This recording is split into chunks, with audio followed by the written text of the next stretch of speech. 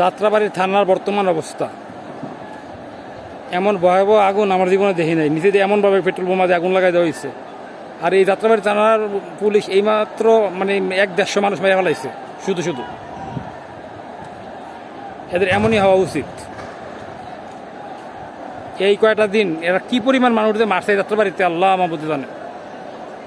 এদেরকে ক্ষমা করা উচিত না।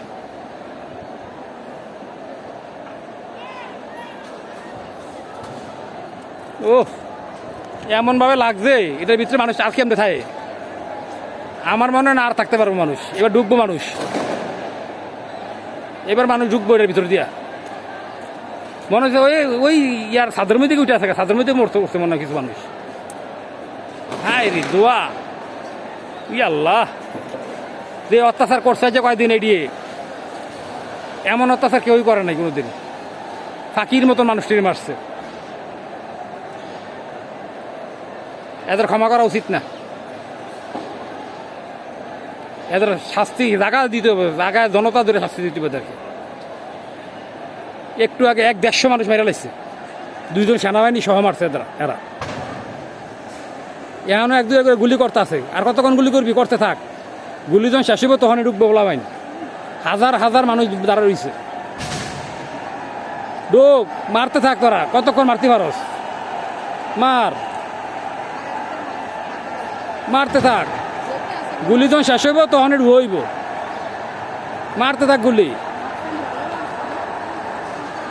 সবাই ওত পাইতে খেয়ে রয়েছে। তোরা আয়, নিচে উপরে হাজার হাজার মানুষ দাঁড়াই আছে, হাজার হাজার মানুষ। খালি তোরা গুলি শেষ হোক, এরপর দেখ কেমনে ঢুকে। এই হাজার হাজার মানুষ থানা ঢুকার লেগে দাঁড়িয়ে রয়েছে। অপেক্ষা কর, গুলি শেষ কর, তারপর বাড়িবি। গুলি যখন শেষ হইব তখন অটোমেটিকলি বাড়িবি। বাড়িলেই আজকে দৌড়বো। বাড়িবি জানতে দেখা যাক। এই কয়েকদিনের অত্যাচারের জবাব আজকে জনগণ তরে দিব। গুলি কর, আর কত করবি? করতে থাক। কয়জন মারবি? 1-150 আজকেই মারছ।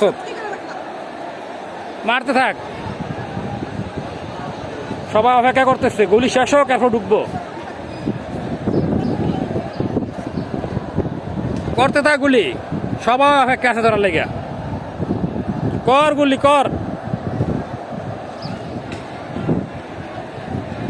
ক্ষমতা কই নিয়ে দেয় তোরা দেখা যাইব আজকে। গুলি করতে থাক। যাত্রাবাড়ি থানা নিচে আগুন লাগাই দেওয়া হয়েছে। এই দুয়ার মধ্যে কতক্ষণ টিকতে পারি দেখা যাক। এরপর জনগণ ঢুকবো। জনগণ যখন ঢুকবো তখন দেখা যাইব কি অবস্থা হয়।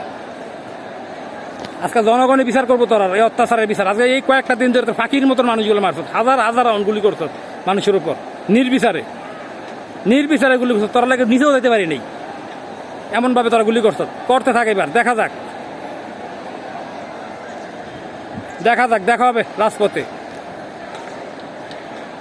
বাংলাদেশ আবার দ্বিতীয়বার স্বাধীন হইল। এই স্বাধীনতা হইল বাংলাদেশের প্রকৃত স্বাধীনতা। এই স্বাধীনতা অবশ্যই আমরা ধরে রাখবো ইনশাল্লাহ।